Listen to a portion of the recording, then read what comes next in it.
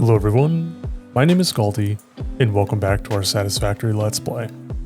It's time for a pop quiz. Has anything changed?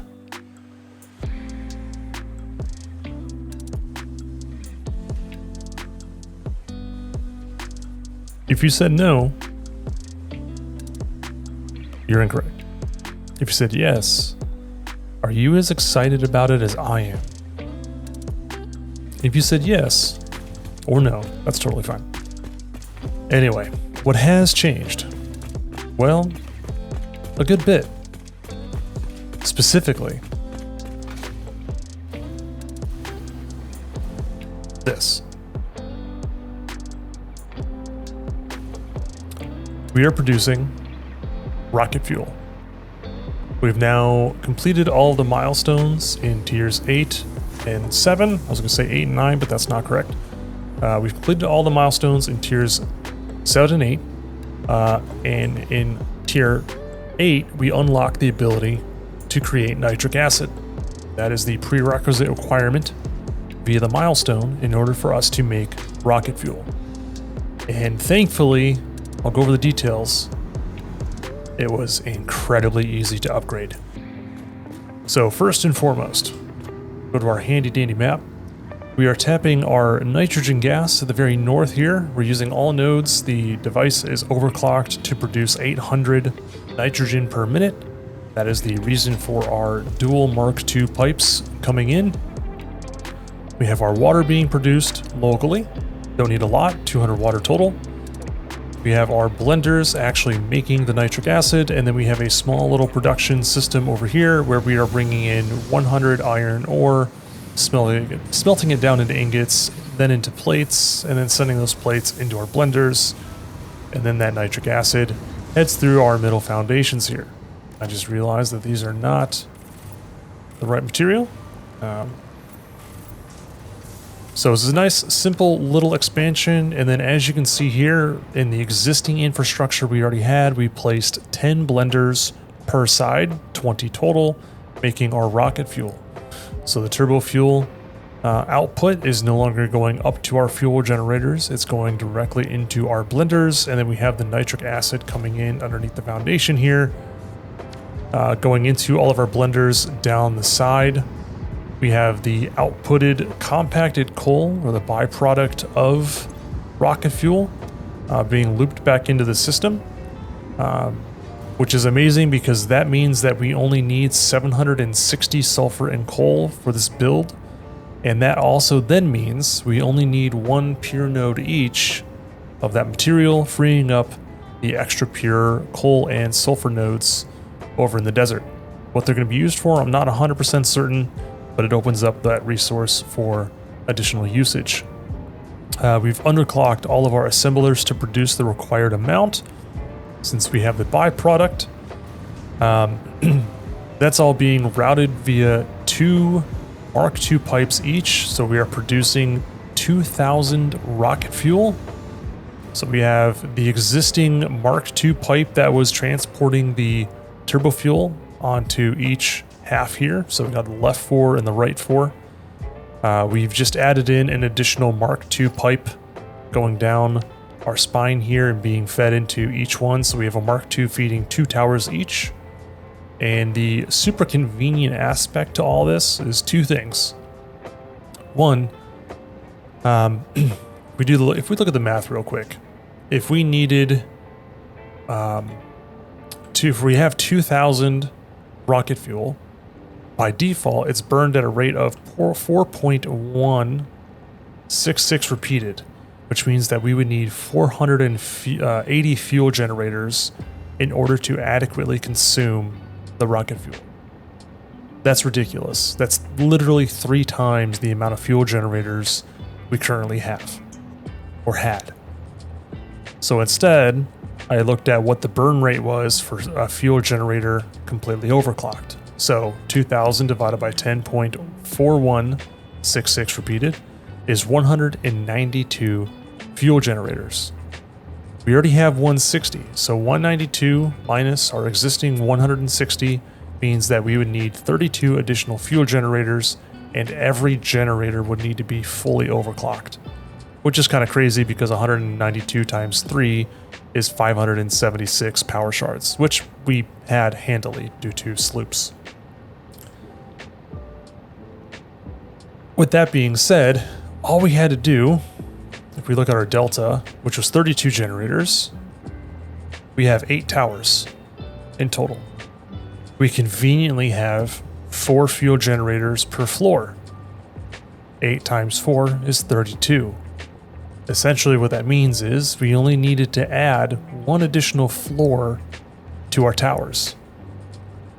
So we barely had to do any additional building. All we had to do was build this little production system over here, giving us our nitric acid, add the blenders into the already existing infrastructure, relocate the drone port that is sending out our packaged turbo fuel, and then add 4 generators per tower, plus the central core. Easy enough. Had no problems doing that. And then, of course, we had to go through and overclock everything. Interestingly enough, I forgot to overclock an entire tower, and I had a backup throughout our production line, but I resolved that. Here's the other cool part. It's going to get a little noisy, but this is the top of our elevator. So we have our, what do I call this? Yeah, our fuel generator tower topper. Tops out at 192 meters, which is the amount of fuel generators that we need. So once more, just for kicks, 2,000 divided by 10.4166 repeated. So each tower is 192 meters tall, and we have 192 fuel generators in total. Just a fun little number coincidence. Here's the other cool part. This is the max height, 196 meters is the max height for the elevator, which means that if we needed to add an additional floor, we'd have to rework the elevator system. So thankfully, we've maxed out our elevator floor, completely rounding off our build. What does this mean for us power-wise? Well, I already said that we needed 3 times the amount of fuel generators, which means we're getting 3 times the power. So 192 generators producing 625 megawatts of power gives us 120 gigawatts of energy. The even cooler part, I go ahead and grab a little power outlet over here.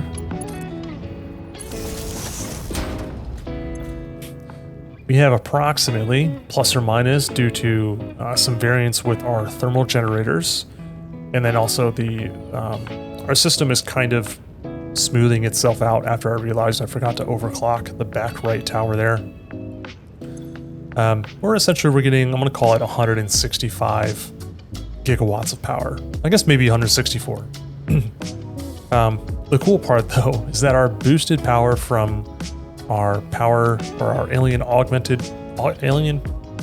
augmenters, our power boost alone exceeds our maximum consumption, and we're almost to the late game. I think it would be kind of cool. I don't think it's possible, but it would be kind of cool if we were to complete the game with only using the boosted power amount. I also did do some approximate math based on all of this and the available sulfur and what the map has to offer. We could easily produce, well, I'd say easily. It would be easy. It would just be very time consuming. We could produce 1,700 gigawatts of power with what the map could provide, while also producing 20 parts each of the final elevator part. So the last 3 elevator parts that are needed, we'd be able to produce 20 of them per minute, while still also having 1,700,000 megawatts of power. If I had to guess, my heavy oil residue backed up because of the fuel, so I'm just going to go ahead and wipe this, allow the other ones to drain, and that should hopefully resolve itself. But yeah, the right side got backed up because that vertical tower was not overclocked, which led to a ripple effect through our production chain. But overall, yeah, this was a pretty straightforward and simple endeavor. This is why I did it off camera, but I did want to start this episode off with the notion of the fact that we have increased our power output. So everything seems to be running smoothly, and at this point, the world is our oyster. We can do with it what we will, build what we would like to build, and probably, at least to the scale of which we've been building things, not run out of power again. Anyway, let's get into the meat of the episode. All right, the goal that I have set forth is to take the versatile framework. Nope, that's automated wiring. This is our versatile framework, making 5 per minute. The goal is to take this and combine it to make nope, not electromagnetic control rods. That's what we're going to be making, but we're going to be making our magnetic field generators. So looking to make 2 per minute. We're going to need 5 versatile framework. So we're going to take the entirety of what we're making in this factory and use it for the field generators. And then we need to make the magnetic control rods. If I actually go back right here. So we're making 2 per minute. That means we're going to need 2 control rods per minute. Which means if we're going to be making 2 per minute, we're going to need, wait, hold up.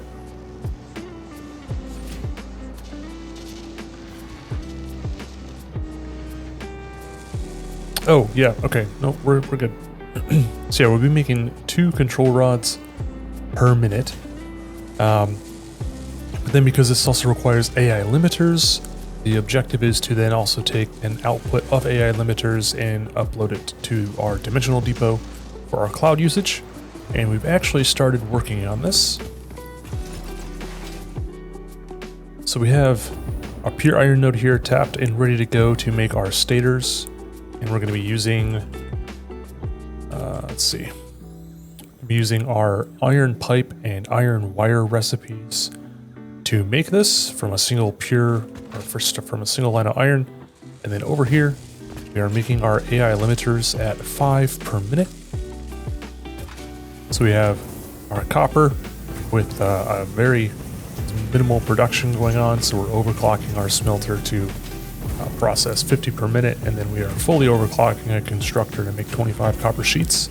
And the intent is, I haven't put the polish on it, but we're going to actually cover this up. So we're going to take this and like build it up properly and kind of make this its own little self-contained system.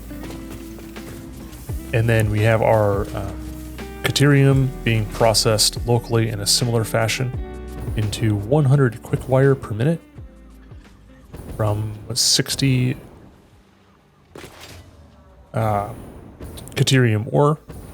So the 60 goes down into 20 ingots, and then those 20 ingots turn into 100 Deuterium, or sorry, 100 quick wire. So same thing here. We have a smelter on top with a constructor and did some necessary overclocking to just simplify this rather than just bringing all this into one little medium-sized factory, we can call it. Technically small in the grand scheme of things. Opting to just bring our quick wire over like so. Join up with our copper sheets that we are making. All right, a little bit of a slight pivot at this point. After working on getting our field generators sorted out, the kind of complication was I needed to revisit this. So this was a factory that I had started just before the supercomputer factory. I wanted to essentially process all of the remaining available aluminum or bauxite at this facility and turn this into a world build, consuming or processing 10,000 bauxite per minute. And we need to revisit, at the time of doing this, I didn't want to, but I felt that I needed to, just based on kind of what that late game is going to demand from us. And I wanted to do something big. I wanted something that was going to challenge me, and this build is definitely doing that. So the original concept here was to bring everything in via train. And this was all based on using the default aluminum recipes. So that means that we were going to be needing quartz, as well as a crap ton of water, and then our standard coal and copper for our aluminum ingots or aluminum scrap and alclad sheets, respectively. So based on the notion of bringing in 10,000 bauxite per minute, the idea I had was to create 10 spokes, which is what we're seeing here. So this would be like the middle of the south side. So 5 on each side, north and south, and that these would all be processing 1,000 bauxite each in a vertical stack, and then the final output from the top floor would come back down into the central portion of the facility and then be routed as needed. There's also some expectation on my end to put some drone ports at the very top. And so, yeah, we're revisiting this build. We're going to retweak it and adjust it, figure out the math and kind of go through all of that. The biggest complication is the trains. Figuring out the throughput, making sure that works. I've never worked with trains before. This is the first time and first project that's going to demand that. The other component is I needed to find a way to make this build doable in a reasonable amount of time. And we'll get to that here in a little bit. But this is what we're working on. We're looking to be refining 10,000 bauxite per minute.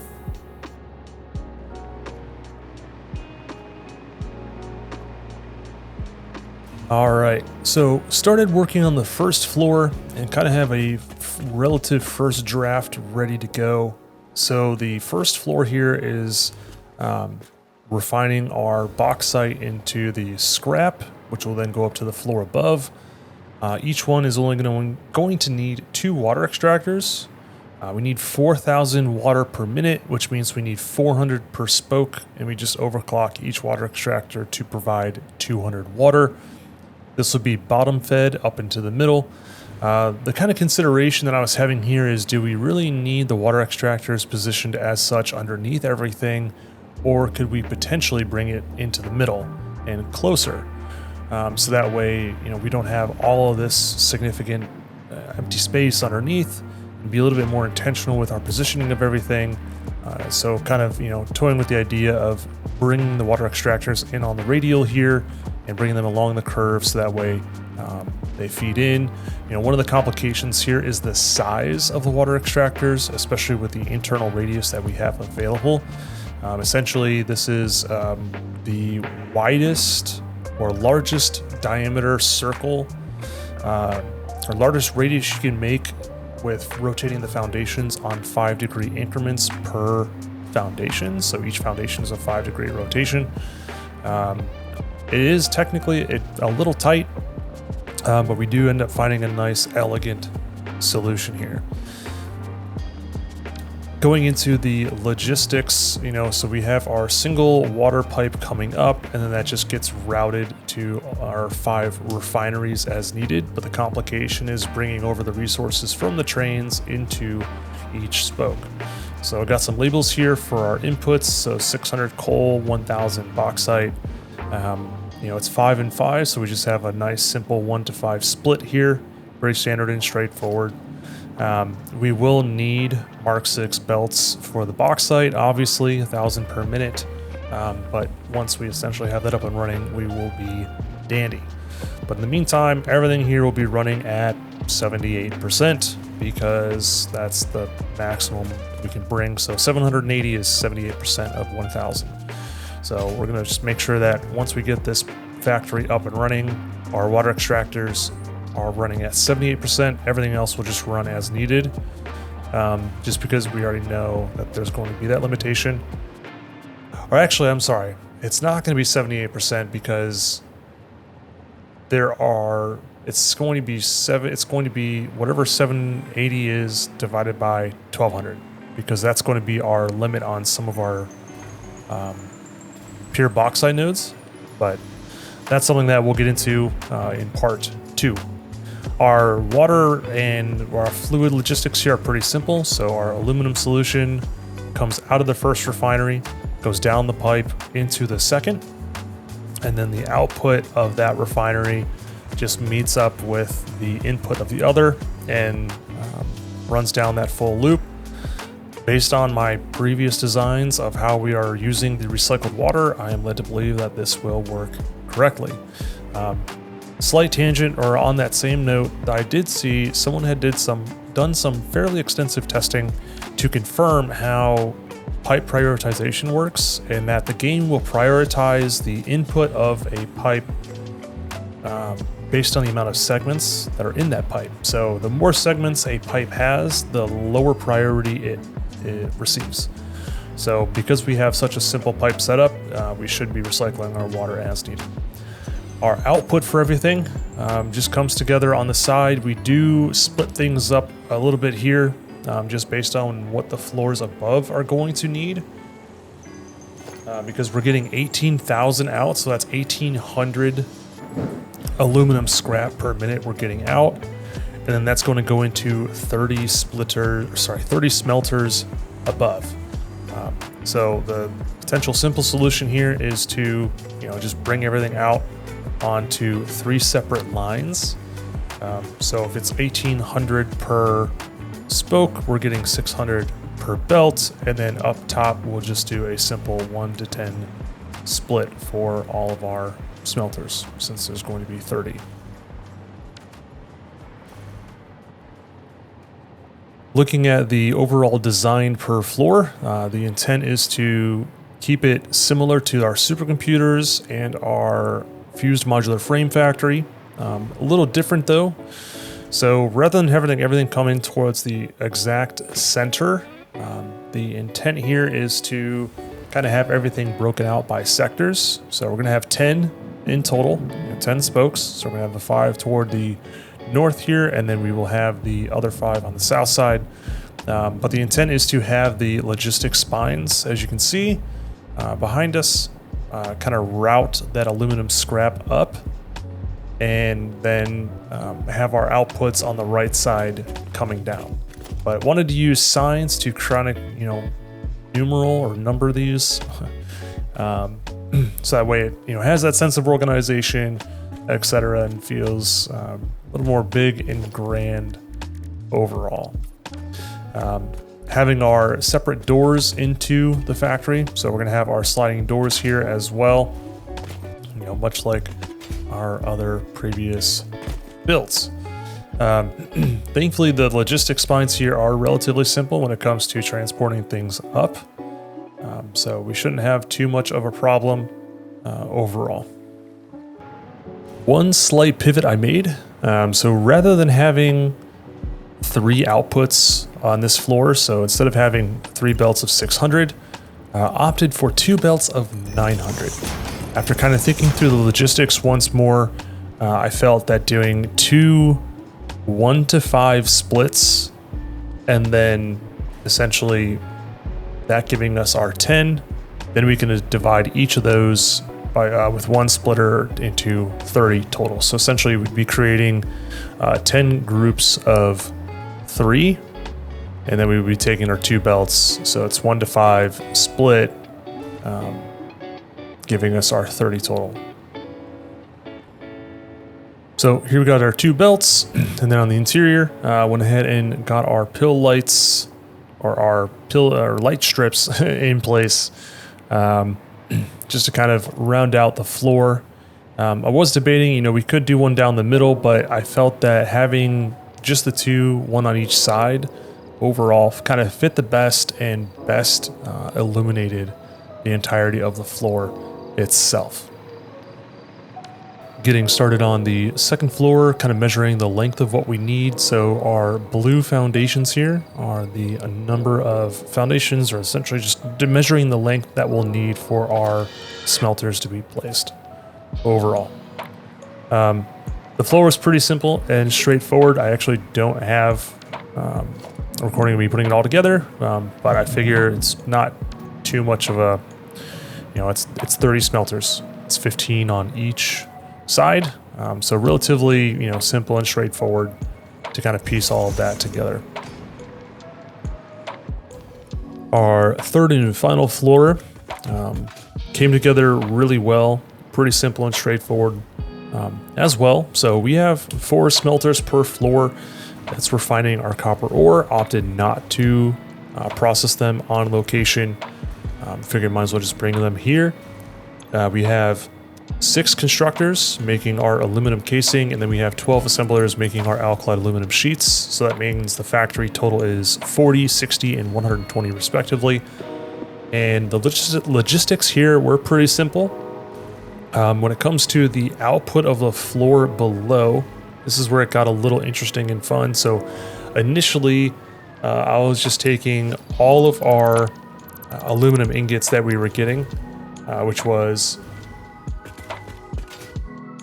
900,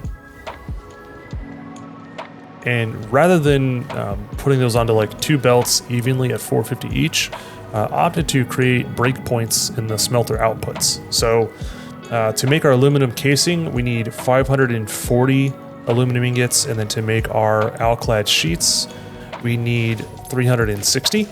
So I just made sure that the output for some of the smelters here gave us a belt of 360, and then I wrapped the other amount around to give us our 540, just so that way when it came to running the belts on the floor above, we could just essentially simplify the load balancing solution. Also had the opportunity to revisit our water solution and came up with this absolutely gorgeous and super convenient solution here. The alignment, I couldn't have done it better if I tried intentionally. Like I don't even think I could have pictured being able to do this intentionally. This was a very happy accident, which I'm really excited about. So rather than having the 2 water extractors here on the outside of the ring, we had the opportunity to bring them inside, and we have 7 in total. So each half of the factory needs to process 2,000 water. Just kind of showing here how the blueprint aligns with the ring, which is super nice, and how it aligns at the round curved foundation that we have, and it just kind of meets up beautifully. It's not perfect. There is a little bit of a misalignment, but at a glance from a distance, it looks completely in alignment. But 7 water extractors. We need 2,000 water, so we're going to be modifying the clock speed on them, since they can all in total produce up to 2,100 based on, well, technically, yeah, 2,100. They can each produce 300 water per minute in total. So opted to go with this solution and kind of free up some space down below, especially when it comes to our rail.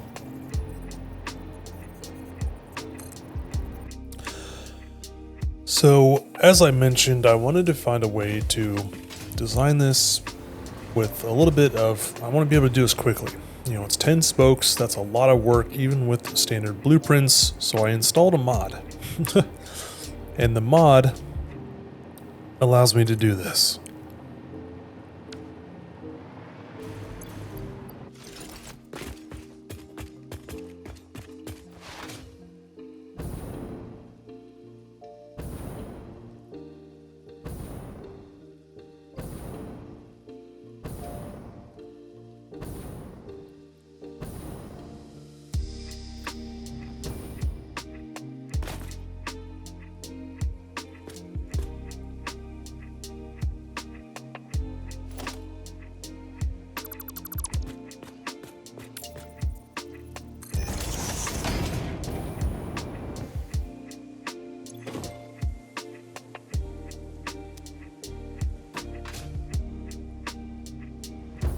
So yeah, I can essentially build an entire floor of a single spoke in one click. Recipes are pre-applied. I have our placeholders for certain things like this where I need to swap it based on the sector that it's for. But this saves days, like not real world days. I mean, like 24 hours, like days of work. I mainly opted, well, one, I As I mentioned earlier on in this Let's Play, I'm especially after coming back from the break, I needed to find ways to not get burnt out. And that's doing an insane amount of tedious tasks over and over and over again. And just based on the sheer scale, this is what my solution is.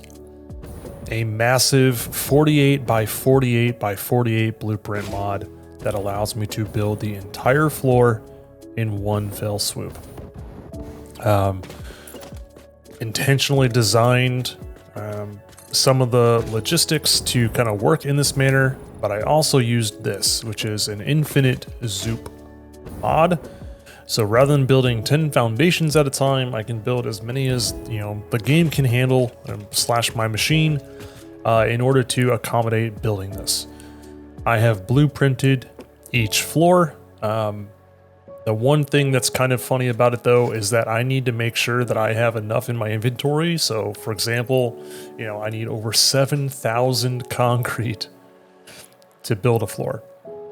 So that means that I need to make sure I have an excess amount in my inventory in addition to what I have in cloud storage. This definitely proved to be the most time consuming. I guess also on the other hand, I did need to rebuild each floor in the blueprint machine in order to accommodate, in order to actually save the blueprint itself. But I would rather rebuild each spoke once to be able to then click, 30 times? 10 spokes, 3 floors, 30 clicks, for example. It's an oversimplification, but yeah, this was a worthwhile solution to be able to do this. I also took the opportunity to kind of pivot on the second floor ceiling height just to make it feel a little bit more expansive and kind of get rid of some of the clunkiness in like the window height, for example.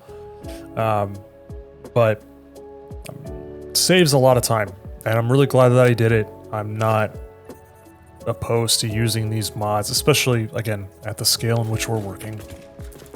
When it comes to placing like the second floor, for example, we can use blueprint snapping, but we need to just do a vertical alignment adjustment, so that way we can bring things down and kind of close up the floors a little bit. And what was kind of interesting, and one of the reasons why we need to do this is so that way our lift placement can work. 2, what was really interesting about building this is I built it with the 4-meter foundations on the floor, built the whole thing, and then I deleted them, which was kind of interesting to be able to kind of like look at all the logistics laid out and everything. But yeah, no, this was a godsend. The blue lights in here are kind of interesting. It does take a hot minute for all of the belting to be built, and then once the belting is built, then the lights turn on and all the recipes are set. But awesome process. All right, so a little sneak peek as to kind of how things look. I started filling some stuff in the middle here, but I kind of wanted to show what a full stack looks like. And heading over to our blueprint machine, laughably large, by the way, unassumingly large. I guess I'll do that point real quick so we can see our exposed logistics, but here's essentially a full stack of a spoke. Came out really nice. I did make some minor adjustments on some of the smelter placement, so I have them in groups of 5. Or I'm sorry, I have them in 5 groups of 3 on each side. So again, that 1 to 5 split, and then each one splits into 3 belts and goes up to our smelters. So it was a way to kind of extend the floor out a little bit and kind of meet the length of the refinery floor below, and then made some minor spacing adjustments on the 3rd floor as well, so that way they all just have a matching length. Now that we have the spokes figured out, the biggest hurdle now is figuring out trains. I have 0 kind of understanding on timescale and working through the logistics and the math of it all. So figuring out, or my assumption essentially is this: for every 1,000 resources we need. Or sorry, let me turn this around. We need a freight platform for every 1,000 resources we need. That was kind of my assumption going into this. So if we needed, say, 10,000 bauxite, we need 10 stations. Now, that's not going to fit. So in order to just really wrap my head and kind of understand what our minimum we're going to need in terms of freight platforms is, to understand the timing and get our throughput, our round trip duration, etc., we need to actually build the train network. Figuring out the copper and the coal, a little simpler, but really just we need to mainly figure it out for the bauxite, because that is the number one resource we need in the highest amount. So figuring that out, complicated. So next step, building the train network. Wish me luck. And luck I do need. So we have our bauxite loop built. We have our logistic towers for the trains all placed and routed up. We're doing a loop, so it's not a point-to-point. Point-to-point would be impossible. So we're doing a full loop. And the way I kind of designed it is the trains don't start filling up until they're on the back half of their journey. So the station that we just left is the first station that we're picking up at, and is the furthest east that we need to travel over in the swamp. So now we are heading back toward the aluminum processing facility. We're going to hit up our second stop here in a little bit.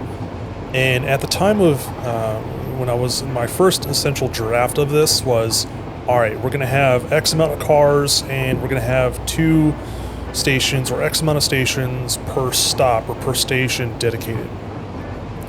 So it's like, all right, the first 2 cars get filled up at the first station, the next 2 cars get filled up at the station after that, and so on and so forth. And then we're using empty freight platforms in between. Fun fact, doesn't work. 2, the other problem that I was having is, based on how I designed the stations and like the blueprints for them, I can place the blueprints without like the freight station needing to be connected to a train station, like proper. But they don't stop, like here. So the stations are filling up, but they're not actually registering that they're part of the train station where my train stopped. So what I ended up having to do is I had to actually revise all of my blueprints to not have any of the platforms in them, build the train station platform outright. So build the station, the empty platform for the second train car, and then the freight platforms as needed. Then I place the blueprints of the foundations that we have. So like the empty platform is different than the freight platform, where we actually have like the exposed container where that gets dropped in. So I had to go through and manually place everything. Additionally, don't mind the foliage. I'm not demoing any flora until we actually resolve the network, making sure that everything's laid out as it intends to be, everything's positioned where it needs to be, etc. So that was the first draft. Essentially, I went through all the stations and rebuilt them, so that way the cars would actually receive product. Once I was feeling good about where we were at, I went ahead and did some work to calculate total round trip, which was 13.75 minutes, or 13 minutes and 45 seconds. Did I say 0.45? No, I said 7.5. 13.75 minutes. Based on our maximum per car and based on maximum per car and X amount of cars, that gives us our total that we would be receiving per train if we maximize our time to fill. So if every car was full, we'd be getting 19,200. However, that's not what we're kind of targeting. We don't need all the cars to be full, because if every car was full, then we'd be getting 13,900 or 1,396 per minute, less than that technically due to the downtime transfer rate. But that would be bringing in more to the system than we actually need. So it was a matter of, all right, how many do we actually need? How many items do we need per car. All right, so we do 13.75 times 10,000. That gives us 137,500 that we would need on a single train's round trip. So essentially what I'm trying to figure out here is, all right, how many do we need per train? How many trains do we need in order to meet our throughput? So 13.75 times 10,000 divided by the total amount per train means that we would need 7.16 trains. Well, we can't do decimal trains, we need to round up. So that means that we would need 8 trains in total in order to properly transport the amount that we need based on the round trip duration interval. And it gets more complicated than that because we're not going to have the full car. So 13.75 round trip duration multiplied by the number of trains, divided by the number of trains means that a train will be going into the station every 1.71875 minutes. Obviously there's a little bit of variance in that, but that is the approximate. So if we know that we're getting 1.71875 minutes in between each train, then we need to essentially math that out to figure out how many resources we need per car or per train to meet that demand based on the train's interval. This is the point where I go a little crazy trying to figure out the math, and I'm going to do my best to bring you along on that journey. All right, I'll try and do what I can to speak to this as eloquently, concise as possible. This was a long journey for me to get here. I do want to express appreciation and gratitude to Cobalt of Doom talk circles to me, as well as DJ Gurr from the Satisfactory community Discord. I posted in the questions and help section, created a thread trying to understand trains and the math for everything. And I wanted to express my appreciation for their patience and also dealing with some of my hard-headedness when I was thinking I was in the right, when I in fact was not. And just appreciating, them kind of holding me accountable and just really standing firm that, I am in fact wrong.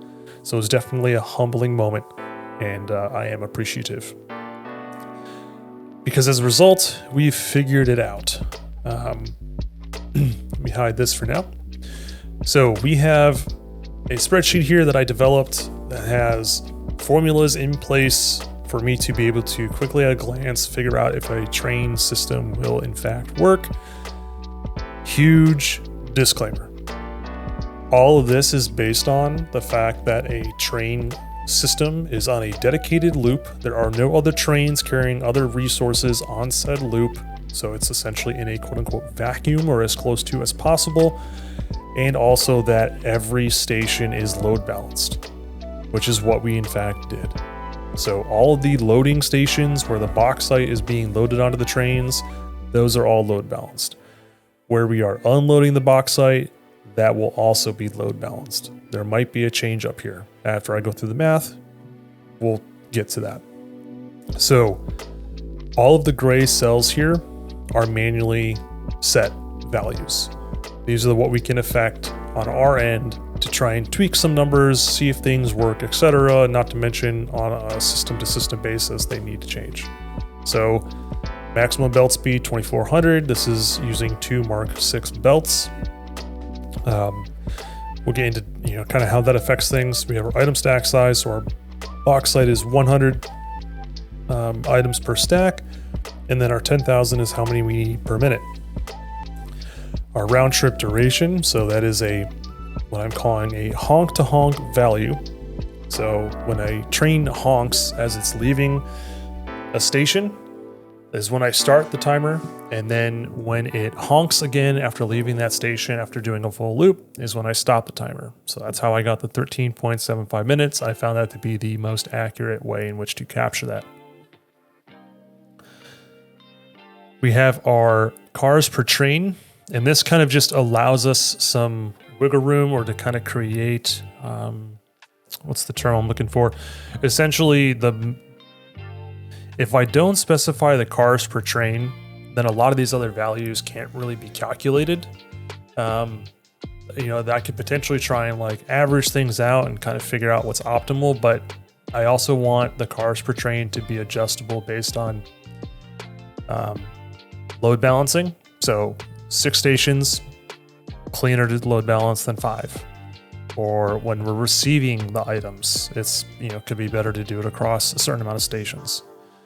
So walking through the math here, train interval is straightforward. This is C12, our single train round trip duration, divided by the number of trains needed. This value here is based on C12, our round trip duration, multiplied by the items that we need per minute, divided by the total amount that a train could carry. So the total amount, max items per train, is indicative of the cars per train. So 6 cars multiplied based on our stack size, so 3,200 gives us our 19,200 value. And then essentially that helps us determine what the minimum is. And so in this case, it's a decimal. It's like 7.2 or 7.1, something like that. So I have it set up to round up to the nearest whole number, because you can't do decimals on trains, or at least you shouldn't. Oh, close out of this. This then all kind of helps inform, all right, what's our car percent to fill? So this is calculated by our round trip duration multiplied by the number of items we need, divided by the maximum items per train and the number of trains that we need. So this tells us that in order to hit that 10,000 per minute, we need 89.52% of the cars to be full. This then informs our car for fill percent quantity. So stack size multiplied by 32, which is the total per train, multiplied by the car percent fill, tells us our actual quantity that we need on each train. This value needs to be less than our stack size multiplied by 32. So that's what this conditional formatting is for here, items per car per interval. This is just a different way to calculate it. So this is C21, our actual throughput, which we'll get to in a second, multiplied by our train interval.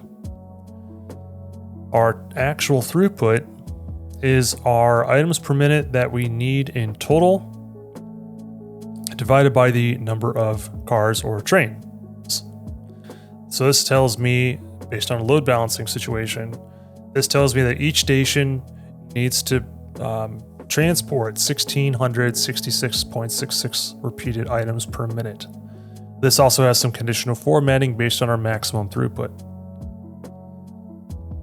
So our max throughput, this was one of the things that was tripping me up the most, is I wasn't even properly calculating this, because the Satisfactory wiki doesn't do a great job explaining what a round trip duration is, because technically a single train's round trip duration on this loop is 13.75 minutes.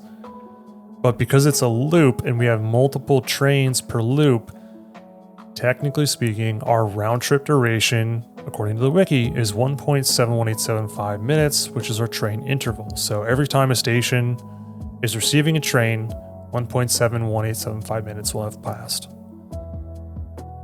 So taking the train interval, subtracting our downtime for the actual station, so 0.45 minutes of downtime where no items are being transferred, divided by our round trip duration multiplied by the belt speed, gives us our total true throughput of 1,769.7745 repeated items per minute. So that's where we have some conditional formatting. If I go into here, we can see that the cars percent fill, this needs to be less than 100%. If it's greater than 100%, it turns red because we can't overfill a car. Our actual throughput, this value needs to be less than our max throughput. If it exceeds that value, it turns red. Our items per car per interval.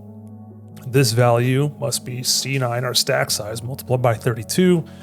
Otherwise, we won't be able to transport that number of items per car. So when it comes to entering these values, so Mark 6 belts give us a maximum belt speed of 2400 because we can have 2 belts per station. Item stack size, based on the item you're transporting. Items per minute needed, we need 10,000. And then we have our round trip duration. And then here's where the cars per train comes into play. So for example, let's say we wanted to try and do this across 5 stations because 5 stations into 10 spokes is a lot easier than 6 stations into 10 spokes based on load balancing. Well, the 5 cars won't work because our minimum trains needed to get our actual proper throughput reduces our maximum throughput, increases our actual throughput need. And so because our actual throughput exceeds our maximum, that turns red. We know that it won't work. So then we can go the opposite. We can do 7, we can do 8, etc. There's a certain limitation on the cars per train. Like we can't do 30 cars, even though mathematically it works. We can't actually put 30 cars on a train. I mean, it's not possible. So keeping that at a reduced number is required. So for example, something that I'm actually contemplating at this point is having 10 cars and 5 trains. So this increases our train interval. We have 2750 per train being occupied, which means 85.94% of the car is going to be full. And our actual throughput is 1,000 per minute. The reason why I'm entertaining this idea is because of what I'm hoping to be the simplicity of the logistics. So trains aren't perfect. So we're not always going to be getting not every car is always going to have 2750 per car. There's going to be some level of variance. So I'm curious, the one thing that I haven't tested yet is how many train runs are required for it to properly average out, because I don't want our factory running at 99% efficiency 50% of the time, or any percent of the time, to be honest. So that's where I'm kind of at a crossroads where I think I might say that, all right, let's actually transport 11,000, or let's say we need 11,000 items per minute, and we just kind of overfill our factory. And then we just take the excess and sink it. That might honestly be the safest play to ensure everything's operating at proper efficiency. So that's likely what I'm going to do. The issue is 10 stations. So based on the current design of the factory, it can really only accommodate 7 if I did everything tightly. I'm potentially looking at doing 10 cars for this train, just to make sure that the math is going to work. Theoretically, we might be able to go down to like 8, but at the same time, if we can do 10, then we can just take a belt out of each station, right? So 10 stations, we take 2 of the Mark 6 belts, we do a 2-to-2 load balance, and then we just merge the 2 outputs together, or we just have 1 belt per station. We just do one belt per station out, and then that just goes to a spoke. Because then we're going to know that we're going to be getting somewhere closer to 1,100 per spoke per minute, and we have the overhead in which to accomplish this. Because one of our nodes that we have on our line is a pure node underclocked to only yield 700, which we could easily increase to an extra 500 per minute. So even if we did 10,500, this alone would probably be a close enough tolerance at 1050. So that's the math. It took me, I think, 3 days. We'll call it 6 to 7 hours of my time just spent fine-tuning this Excel sheet or spreadsheet. So yeah, that's the math. Easy when you look at it now, but to actually get here, insanely complicated, at least for me. With all of that said and done, after painstaking amount of time and some mental frustration, self-inflicted mental damage, if you will, I'm feeling more confident with this build. I think between the combination of utilizing the blueprint mod and then also, once again, the support of Cobalt Doom and DJ Gur from the Satisfactory community Discord. Without their assistance, I would not have been able to get where I have gotten. So greatly appreciate the time and effort that you guys shared. So yeah, part 2 coming up next, and it's hopefully going to be wrapping up the entire build. Spoiler / teaser, kind of carrot on a stick. I am glad I got the blueprint mod because I end up rebuilding the factory for one minor reason that has such a significant impact. So stay tuned for episode 2, or part 2 rather. And I hope you all enjoyed the content. If you did, feel free to leave a like. It does help out the channel. If you want to see more content in the future, be sure to subscribe if you are not already. And if you have any questions about what I'm doing or the spreadsheet, or actually, you know what? If anyone has noticed a problem with my math, please leave a comment below. I'm also interested in hearing what other people's similar solutions are, or maybe not similar, but what other people's solutions are on how they approach rail logistics. I feel like I went a little too in the weeds, but at the same time, I feel like it's really paid off. So with all that being said and done, thank you all so much for watching. I'll see you in the next one. Take care.